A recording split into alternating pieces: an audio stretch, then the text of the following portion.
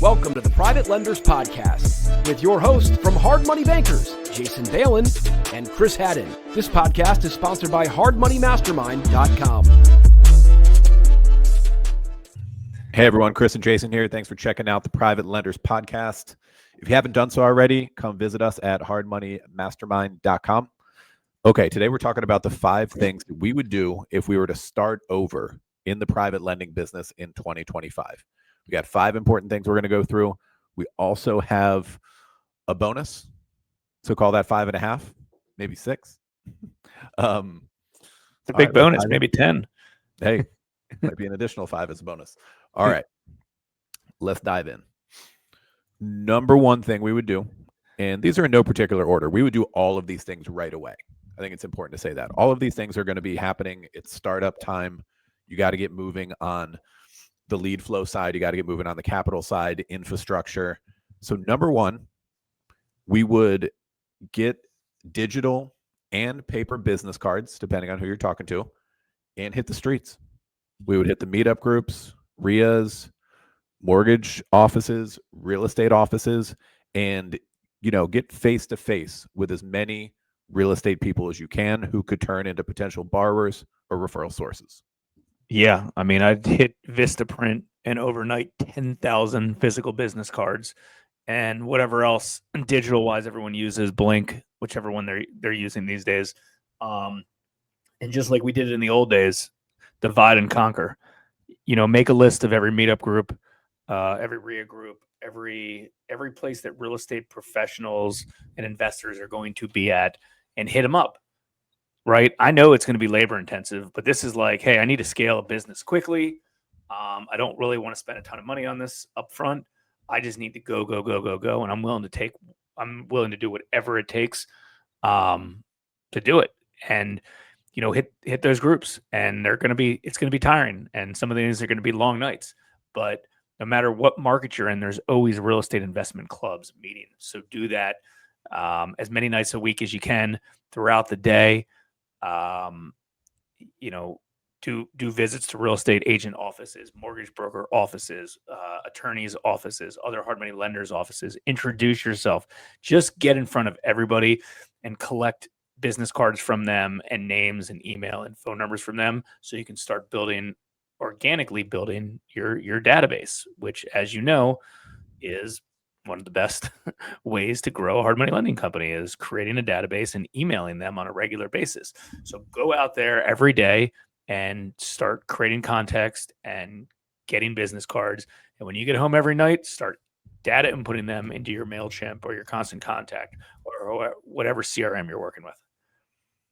Yeah, I mean, it's important to realize that at this time, it's startup time. It's startup phase. This is really heavy lifting. This is a lot of hard work that you don't necessarily have to do these things forever. A lot of this is upfront work and will last for a period of time and then kind of taper off, so keep that in mind. We know that the things that we're suggesting are a lot of heavy lifting. And number one rolls right into number 2, and that's what we call the hit list spreadsheet.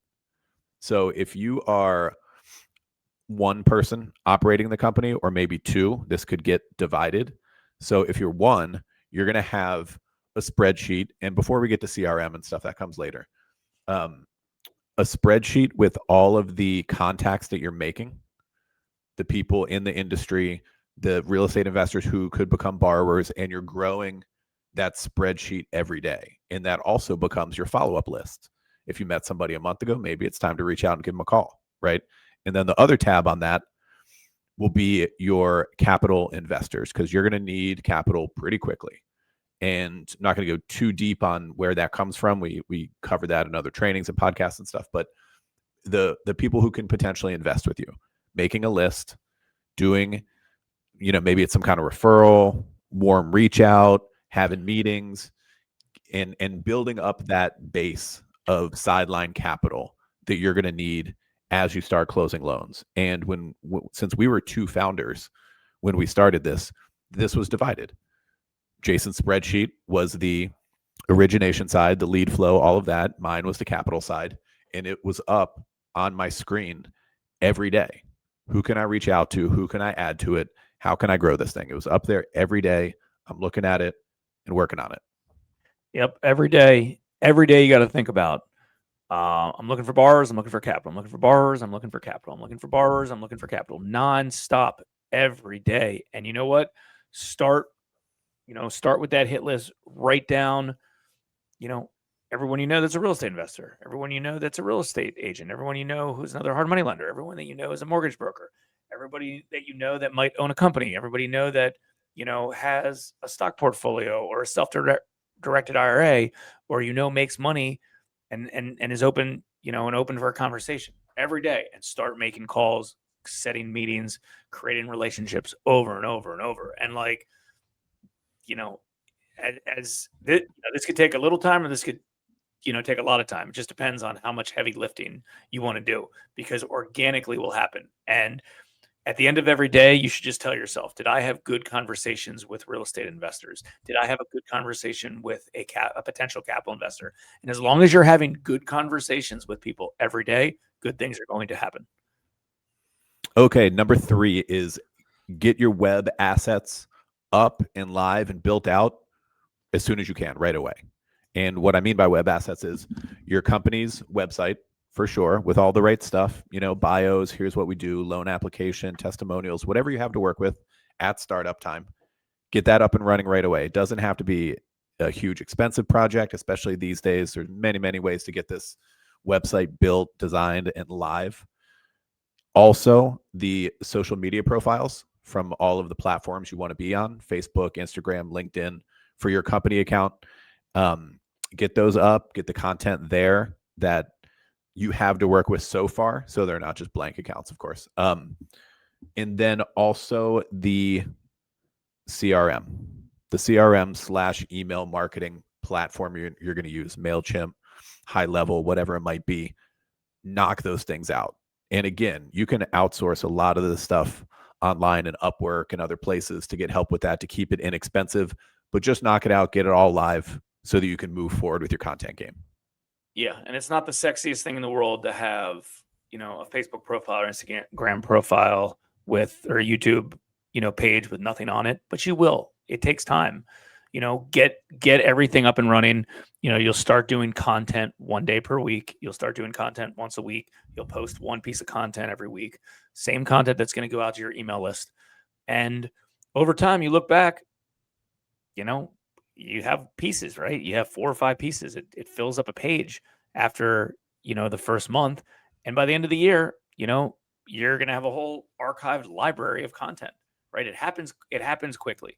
I know you look at it and it's like, it's blank. You need all that. You need the credibility for borrowers, and you better believe you need the credibility for capital investors. And some people forget about that. I'm not really doing the marketing content thing.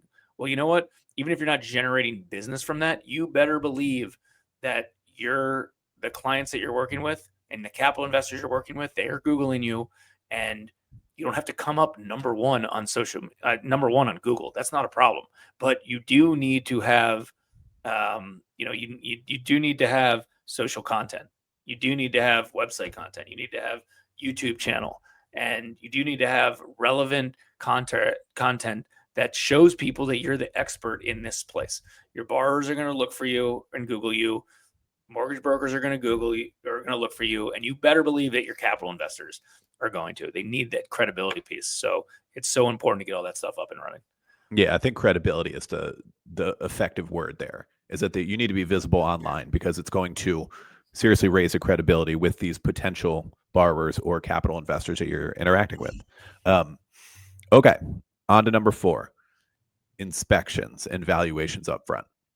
It makes a lot of sense, and we did this at the time, when you are considering funding a deal or doing a draw inspection or whatever the inspection purpose might be, to do these yourselves for a while, for a year or 2, a while. It's going to be very helpful for your learning as an underwriter and to understand what's going on with these properties, to be there yourself before construction, during, after, and just to get comfortable with it. Also, mind you, it checks the previous box, which is being out, pressing the flesh with people, being belly to belly in person with people. And this kills 2 birds with 1 stone. Not only are you meeting a potential borrower, you're also putting your eyes on a deal. So, I mean, again, depending on where you live and lend, this can be it's heavy lifting too. Because if you're in an area like we are in DC Metro, there's lots of traffic. I remember we used to go to do these inspections. We would wait till after morning rush hour and try to get in and out of where we were going before afternoon rush hour, because you could be talking an hour plus each way. And we did it for a long time. Also, our business partner Ian did this. Also, Ryan, when he came on, like his brother showed him exactly how to structure your days and everything else. But it was a road job, his startup time. In addition to doing all the other stuff, the marketing, getting the database up, hitting the RIAs, it was a road job for straight inspections. And that knowledge is a great place to start, to truly know the properties you're lending on, the people who's borrowing, what their lives are like, what their projects are like, and carrying that forward with you. You don't have to do it forever. Yeah, but and here's the thing: a lot of people think that they're just doing their upfront valuations and their ongoing property inspections for underwriting purposes, and obviously that's very important. But it's also building relationship purposes, and you better believe that if you meet the borrower out to do a valuation, take some pics, you look at the property with them up front, plus you're out there 2, 3, 4 times in the next few months. Like, you see them 5 times, you're going to get the next deal out of them immediately, right? Because they're seeing you. You go to their closing. You're building a relationship. You're meeting their contractors. You're seeing them, their business partners, their vendors. They don't have time to shop to another lender because you're in front of them all the time. And it's a great way to build your network and do that. So don't get lazy on that. I can't emphasize that's how we grew very, very quickly from the beginning, by just being out there on the road, talking, networking, working with our actual borrowers that we did loans for. Okay, on to number 5. I think I'm changing my opinion a little bit on this one. And this is implementing an industry software right away, whether it be the mortgage office, lender, automator. What a lot of people say is to start out, and we've said this too, you probably heard us say it, that like you can definitely start out with spreadsheets and QuickBooks for the purpose of tracking your portfolio and moving money. But it's just going to lead to a situation where you have to implement a completely new system on one of these platforms 6 months or a year into the business, right? So why not do it up front? Like, if you have these software do have costs. If you have some money that you're working with, I would suggest doing yourself a favor and immediately going into one of these softwares to run your origination business, servicing, document storage, all of that stuff, as opposed to just giving yourself a big ass project a year from now. So we're kind of like changing our opinion on that a little bit. What do you think there? Yeah. Well, I mean, especially if you're all in. I mean, the downfall is most of these softwares are about $1,000 a month, and we try to set up, help advise lending companies to keep things inexpensive, if not free. But you can either spend a lot of time on Google Sheets and kind of tracking and mapping things yourself, or just kind of hop in and get a lending software. And especially if you're raising capital, lending software helps so much because it's a good point. There's just so many good communications with them that it just makes your life easier. So I would say if you're open to, spending some money on something, after you get that first deal and you're making money, just use those profits to start with it. I'm not saying spend the money before you do a deal. After you do your first deal, use those profits to potentially get into, a servicing software. It'll just make your life a lot easier. Anyways, and you learn it the right way. You learn and you map it that way instead of trying to just manipulate spreadsheets to make sense, especially if you're using investor capital, because not only is it professional image, it's just a way to stay in front of them and have reporting and things like that.